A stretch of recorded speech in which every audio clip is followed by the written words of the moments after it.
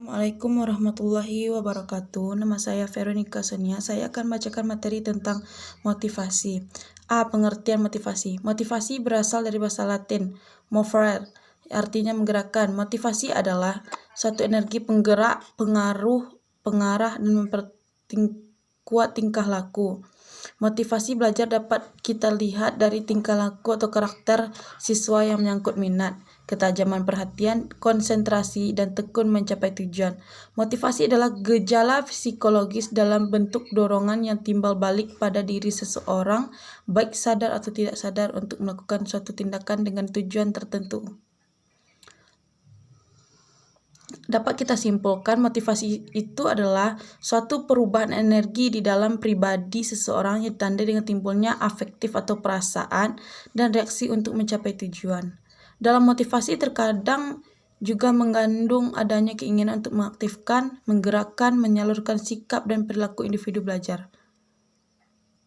Nur melihat ada 3 komponen utama yang terkandung dalam motivasi, yaitu kebutuhan, dorongan, dan tujuan. Dorongan dalam hal ini dipahami oleh Nur sebagai kekuatan mental untuk melakukan kegiatan dalam rangka memenuhi harapan atau kebutuhan. Artinya sebagai kekuatan mental, dorongan berorientasi pada pemenuhan harapan atau pencapaian tujuan.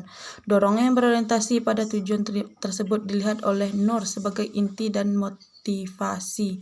Baiklah, hanya itu yang dapat saya sampaikan. Saya Veronica Sonia undur diri. Assalamualaikum warahmatullahi wabarakatuh. B. Bentuk motivasi. 1. Motivasi internal adalah motivasi yang didorong oleh dirinya sendiri. Motivasi ini didasari dalam diri sendiri dan cenderung lebih lama bertahan dibandingkan motivasi eksternal. Contoh motivasi internal adalah adanya keinginan atau hasrat seorang siswa SMA untuk masuk jurusan kedokteran di perguruan tinggi jalur SMPTN. Maka ia giat belajar agar mendapat nilai yang baik di semua mata pelajaran dan menduduki peringkat pertama di sekolahnya. 2.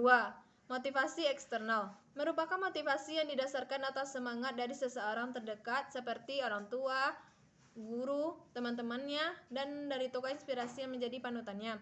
Contoh, seperti artis, kakak kelas, atau idolanya supaya dapat mengikuti jejak dari tokoh idola dan semangat dari orang terdekatnya.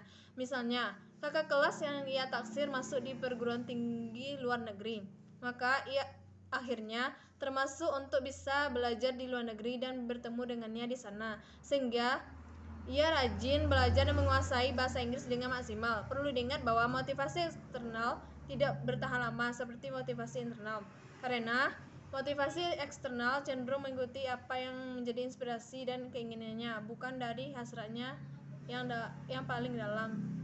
Assalamualaikum warahmatullahi wabarakatuh. Baik, saya Febrianto Jamba akan bacakan materi yang ketiga, yaitu pentingnya motivasi dalam organisasi.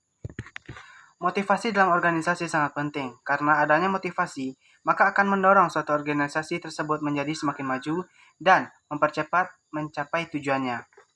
Motivasi yang baik seharusnya ada pada setiap lapisan organisasi. Motivasi yang sama juga menjadi faktor utama yang dapat mempengaruhi perkembangan organisasi. Mengarahkan atau menggerakkan individu dalam organisasi untuk mau bekerja adalah suatu keahlian dan kemampuan dalam motivasi organisasi tersebut. Berdasarkan tujuan yang ingin dicapai, manusia akan termotivasi oleh kebutuhan-kebutuhan yang dimilikinya. Hal ini sejalan dengan Robbins yang mengemukakan bahwa motivasi organisasi adalah kesediaan untuk mengeluarkan tingkat upaya yang tinggi untuk tujuan organisasi yang dikondisikan oleh kemampuan dalam memenuhi beberapa kebutuhan individual. Mungkin hanya itu yang dapat saya sampaikan. Terlebih dan terkurang saya mohon maaf. Assalamualaikum warahmatullahi wabarakatuh.